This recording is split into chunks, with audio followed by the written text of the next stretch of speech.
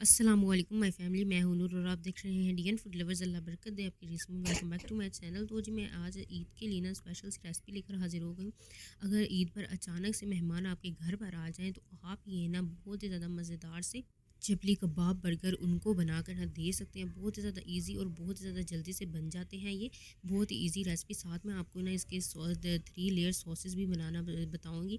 तो बिस्मिल्लाहिर्रहमानिर्रहीम। सबसे पहले पहली सॉस बनाने के लिए ना हम ले लेंगे मायोनीज़। आधा कप मैंने मायोनीज़ का लिया है और इसको ना बर्तन में डाल देंगे और इसको कटोरी को अच्छी तरह से साफ़ कर लेंगे। कोई भी चीज़ ज़ाया नहीं होनी चाहिए। तो यहाँ पर जो बर्तन को साफ़ करने के बाद यहाँ साथ ही मैंने लिया है जी से 2 टेबल स्पून दही का लिया है। और दही को ऐड करने के बाद ना अच्छी तरह से दही को भी ऐड कर लेंगे। और दही को ऐड करने के बाद साथ ही यहाँ पर जी मैंने 1 टेबल स्पून जो है ना भर कर इसमें ना नींबू का रस ऐड किया है। साथ ही इसमें हॉट सॉस ऐड करेंगे। हॉट सॉस ना बहुत ही ज़्यादा यमी टेस्ट देती है।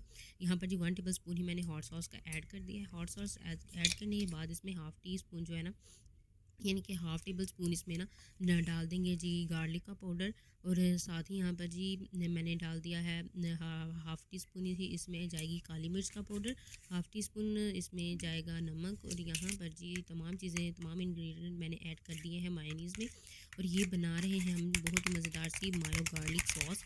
और ये बहुत ही अच्छी तरह से बन जाती है। और ये यहाँ पर जी इसको अच्छी तरह से मिक्स कर लेंगे। मिक्स करने के बाद यहाँ पर जी ये देखिए कितनी फ्लफ़ी और कितनी मज़ेदार सी हमारी जो है ना पहली सॉस बनकर रेडी हो चुकी है। अब बनाते हैं दूसरी सॉस। दूसरी सॉस बनाने के लिए सबसे पहले खूबसूरत सा बर्तन ले लेंगे और इसमें डाल देंगे जी मायोनीज़। यहाँ पर जी 3 टेबल स्पून मैंने मायोनीज़ का लिया है।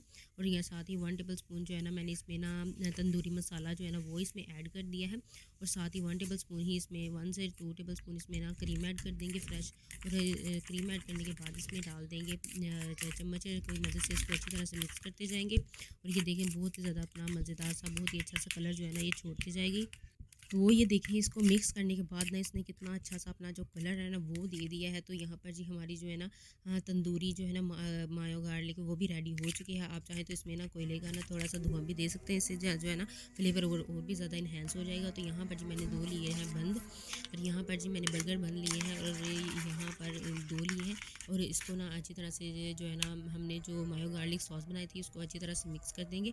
और मिक्स करने के बाद जो है ना एक लेंगे हम बंद और इसके ऊपर अच्छी तरह से लगा देंगे, भरकर लगाएंगे ताकि जो टेस्ट है वो बहुत ज़्यादा इन्हेंस हो और बहुत ही ज़्यादा मज़े का लगे। इसको ना लगाने के बाद जो है ना मैंने दूसरे पे भी लगा ली थी फटाफट से सॉस मायो गार्लिक। तो जी इसी तरह अगर आप मेरे चैनल पर नए हैं तो मेरे चैनल को सब्सक्राइब कर दें। और अगर वीडियो पसंद आ रही है तो वीडियो को लाइक भी कर दिया करें।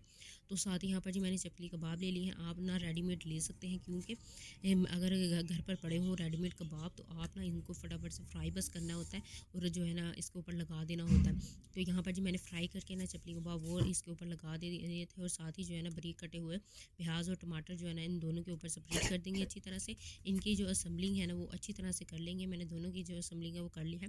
और साथ ही यहाँ पर जी इसके ऊपर ना मैंने फिर से जो है ना मायो गार्लिक जो सॉस बनाई थी वो इसके ऊपर ऐड कर देंगे। और सॉस जो है ना दोनों के ऐड को ऊपर करने के बाद ना आप जो है ना जो पत्ता गोभी भी इस्तेमाल कर सकते हैं। लेकिन मेरे पास पत्ता गोभी नहीं थी तो यहाँ पर जी मैंने बंद गोभी ही ले ली थी और इसको ना इसके ऊपर रख दिया था। साथ ही इसके ऊपर चीज़ स्लाइस जो है ना वो भी रख दिया था बर्गर वाली। और साथ ही इसके ऊपर फिर जो है ना जो मैंने चिपली कबाब था वो रख दिया था। इससे जो है ना टेस्ट जो है ना बहुत ही मज़ेदार आता है। और साथ ही यहाँ पर जी मैंने स्पेशल जो सॉस है ना मेरी, तो इसकी जो रेसिपी आपको मेरे यूट्यूब चैनल पर भी मिल जाएगी। ये जो है ना इमली की जो सॉस है ना वो बहुत ही ज़्यादा यमी टेस्ट देती है। एक दफ़ा ज़रूर बनाकर ये भी ट्राई करें।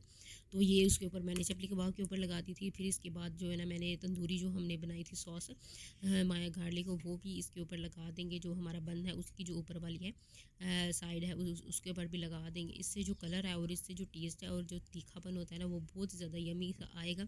इसलिए जो है ना मैंने इसके ऊपर ना अच्छी तरह से जब लगा दी है सॉस।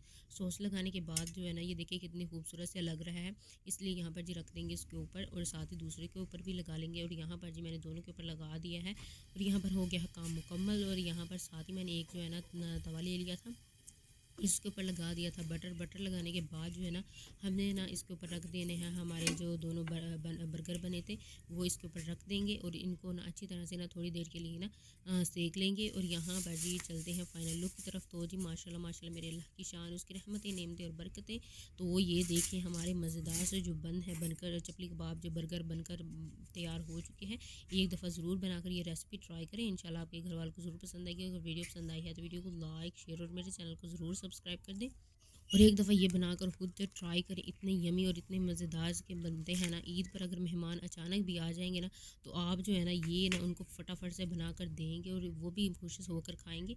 डबल जो है ना डबल पैटी बर्गर मैंने बनाया है, तो ज़रूर बनाकर ट्राई करें और मुझे कमेंट सेक्शन में ज़रूर बताइएगा कि आपको ये मेरी रेसिपी कैसी लगी। बहुत ही ज़्यादा ईज़ी और बहुत ही ज़्यादा ना आसान थी ये रेसिपी। तो ना आप ना इनको ना मायो गार्लिक सॉस और जो मैंने तंदूरी सॉस बनाई थी, इनको ना इसके साथ सर्व कर सकते हैं। बहुत ज़्यादा यम्मी सा टेस्ट देते हैं।